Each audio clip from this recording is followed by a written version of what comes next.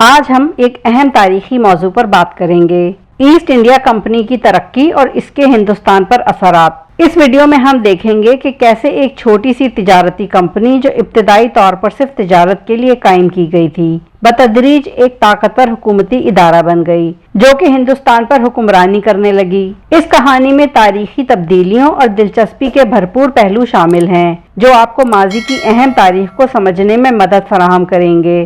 السلام علیکم بہنوں اور بھائیوں، میں ہوں عامرہ قاضی اور آپ دیکھ رہے ہیں HSQ with عامرہ Qazi. East India company سن 1600 میں انگلینڈ کی ملکہ ایلزابتھ اول نے قائم کی۔ کمپنی کا ابتدائی مقصد مشرقی انڈیز کے ساتھ تجارت کرنا تھا۔ مشرقی انڈیز سے مراد دراصل وہ خطہ تھا کہ جو جنوبی اور مشرقی ایشیا میں واقع ہے، خصوصی طور پر وہ علاقے جو برطانوی نوآبادیاتی دور میں تجارتی یا حکومتی مفادات کے لیے اہم تھے۔ عموماً اس اصطلاح کا استعمال 16ویں اور 17ویں صدی میں کیا جاتا تھا، جیسا کہ برطانیہ، ہالینڈ اور پرتگال ان علاقوں میں تجارتی مراکز قائم کر رہی تھیں۔ ایسٹ انڈیا کمپنی کے معاملے میں مشرقی انڈیز کی اصطلاح جنوبی ایشیا، جنوب مشرقی ایشیا اور بنگال کے لیے استعمال ہوتی تھی۔ کمپنی کا مقصد ان علاقوں سے تجارتی تعلقات قائم کرنا تھا تاکہ ان علاقوں سے مال و دولت حاصل کی جا سکے، مگر جلد ہی کمپنی کی توجہ ہندوستان پر مرکوز ہو گئی کیونکہ ہندوستان میں وسیع تجارتی مواقع اور دولت موجود تھی۔ اس طرح کمپنی نے ہندوستان میں اپنی سرگرمیاں بڑھا دیں اور اسے اپنے تجارتی مفادات کا مرکز بنا لیا، اور یوں 17ویں صدی کے اوائل تک کمپنی نے بمبئی، مدراس اور کلکتہ میں کلیدی تجارتی مراکز قائم بھی کر لیے۔ 16ویں صدی کے آغاز کے ساتھ ایسٹ انڈیا کمپنی کی خواہشات اور مقاصد میں اضافہ ہوا۔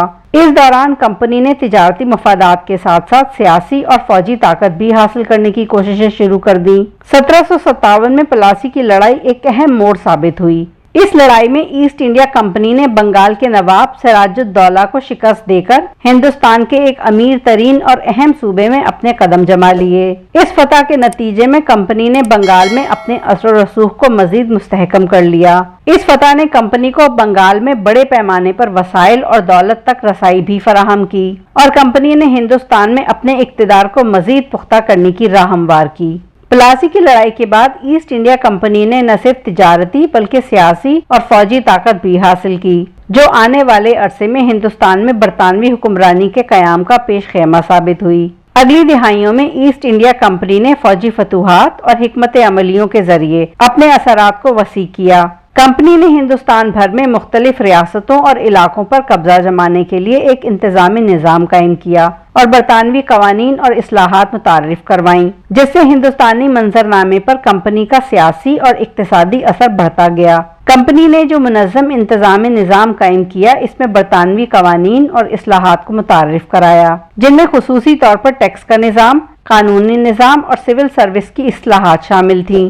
ٹیکس کے نظام نے ہندوستانی معیشت پر گہرے اثرات مرتب کیے، جبکہ قانونی نظام کے ماتحت برطانوی قانونی نظام اور عدالتیں قائم کی گئیں۔ پھر کمپنی نے سول سروس کے ذریعے مقامی حکام اور افسران کی بھرتی کی جو برطانوی مفادات کے مطابق ہی کام کرتے تھے۔ یہ تبدیلیاں ہندوستانی سماج، اقتصادی اور سیاسی منظرنامے پر برطانوی حکمرانی کی بنیاد مضبوط کرنے میں مددگار ثابت ہوئیں۔ تاہم کمپنی کی حکمرانی کے دوران عوامی عدم اطمینان میں اضافہ ہوتا گیا اور کمپنی کی جابرانہ پالیسیوں کے خلاف 1857 میں پہلی جنگ آزادی، جو کہ سپاہی بغاوت بھی کہلائی، اس کی صورت میں وسیع پیمانے پر بغاوت دیکھنے کو ملی، جس کی خاص وجوہات میں بندوق میں سور کی چربی کا استعمال ہندو اور مسلمان فوجیوں میں بے چینی کا سبب بنا۔ پھر عوام پر لگائے گئے بھاری ٹیکسوں نے بھی لوگوں کی ناراضگی کو بڑھایا۔ اس کے علاوہ برطانوی انتظامیہ کا مقامی روایات اور مذہبی رسومات میں مداخلت کرنا بھی عوام میں بے چینی اور بغاوت کی لہر کو تیز کرنے کا سبب بنا۔ اگرچہ اس بغاوت کو سختی سے دبا دیا گیا، مگر یہ واقعہ کمپنی کی حکمرانی کے لیے ایک سنگین چیلنج ثابت ہوا، جس کے نتیجے میں 1858 میں برطانوی حکومت نے ایسٹ انڈیا کمپنی کی حکمرانی کو ختم کر دیا اور براہ راست ہندوستان کا کنٹرول سنبھال لیا۔ یہ برطانوی راج کے آغاز کی علامت تھا، جو ایک نئے دور کی شروعات تھی جس میں ہندوستان براہ راست برطانوی حکمرانی کے ماتحت آ گیا۔ हुक्मरानी की ये शिफ्ट हिंदुस्तान में इंतजामी, इक्तिसादी और कानूनी निज़ाम में इन बुनियादी तब्दीलियों का सबब हुई जो बरतानवी राज के दौरान देरपा असरात मुरत्तब करने का बाइस बनी।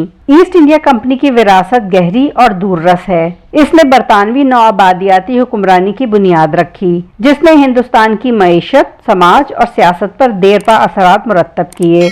कंपनी की हुक्मरानी ने न सिर्फ हिंदुस्तान की इक्तिसादी और समाजी साख्त को बदला बल्कि सियासत में भी एक नई सिमत फराहम की।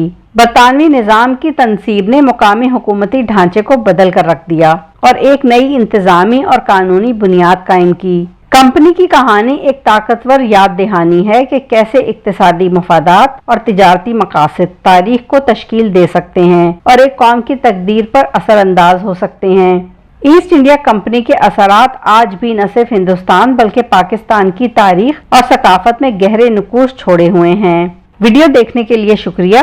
अपने ख्यालात का इजहार नीचे दिए गए कमेंट सेक्शन में जरूर करें और अगर आपको ईस्ट इंडिया कंपनी की तारीख की ये तलाश दिलचस्प लगी हो तो मजीद दिलचस्प तारीखी मवाद हासिल करने के लिए must like, share and subscribe.